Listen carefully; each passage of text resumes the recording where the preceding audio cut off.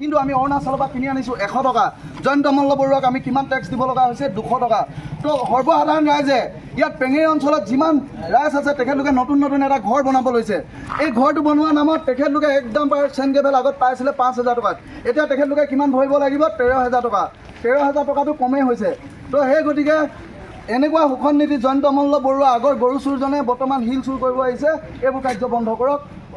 আৰু এটা কথা স্পষ্টকৈ ইয়াৰ পৰা কৈছোঁ, ফৰেষ্ট ডিপাৰ্টমেণ্টক আমি বাৰম্বাৰ জনাই আছোঁ, কিন্তু আমি অৰ্থ একো পোৱা নাই। সেই গতিকে আমি পেঙেৰি আজি দুঘণ্টীয়া কাৰ্যসূচী লৈছোঁ, পথ অৱৰোধ কাৰ্যসূচী। আপোনালোকক আমি ইয়াৰ পৰা জনাইছোঁ, আমি ছ'চিয়েল মিডিয়াতো জনাইছোঁ, অতি সোনকালে বন মন্ত্ৰী জয়ন্ত মল্ল বৰুৱাই এই আইনখন উঠাই লওক। যেতিয়ালৈকে আমি যোৱা এমাহৰ আগলৈকে আমি 152 টকা অসমৰ ৰেভিনিউ দি আছিলোঁ, তেতিয়ালৈকে ঠিক আছিলে। তেতিয়া বন বিভাগৰ কিবা ক্ষতি হৈছিলে নেকি? তেতিয়াতো বন বিভাগ ভালকৈ চলি আছিলে, ডাম্পাৰসমূহ ভালকৈ চলি আছিলে। কিন্তু এতিয়া বন বিভাগত সেই 52 টকা দিও আকৌ 300 টকা দিছোঁ, আৰু 300 টকা দিও পাৰ চেমত দাদাগিৰি ফিজ দিছোঁ জয়ন্ত মল্ল বৰুৱাক।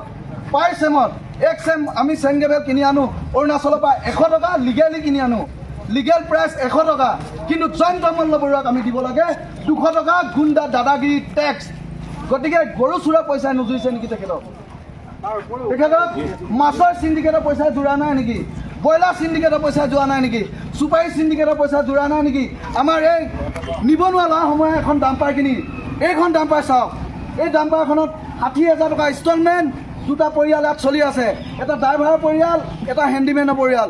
আকৌ তাৰ পৰা ক'ৰবাত অনুষ্ঠান পাতে, সেই অনুষ্ঠানবিলাকতো এই দুখীয়া ল'ৰাজনে সহায় কৰিব লগা হয় কিবা এটা দি, আৰু তাৰ নিজৰ পৰিয়ালটো আছেই, আকৌ লোনটো আছেই। এইখিনি কি আমাক জয়ন্ত মল্ল বৰুৱাই দিব নেকি? আমি যদি ইনকমৰ এক গাড়ী চেইন কেবল বিক্ৰী কৰি আমি 3,000 টকা পাওঁ, গাড়ী ভাড়া উইথ গাড়ী ভাড়াৰ সৈতে, তাৰে যদি আমি 2,000 টকা জয়ন্ত মল্ল বৰুৱাক দিওঁ, আমি 1,000 টকা, 500 টকা ড্ৰাইভাৰজনে লয়, 300 টকা হেণ্ডিমেনজনে লয়, 200 টকা আমি কি ঘেণ্টা পূজা কৰিম 200 টকা লৈ? আগৰবাতি কিনিবলৈ 200 টকা ভাল আগৰবাতি এপাকেট নাপায়। সেই গতিকে আমি কাৰ্যসূচী হাতত লৈছোঁ। যেতিয়ালৈকে উঠাই নলয় আমাৰ আন্দোলন আৰু ভয়ানক হৈ যাব।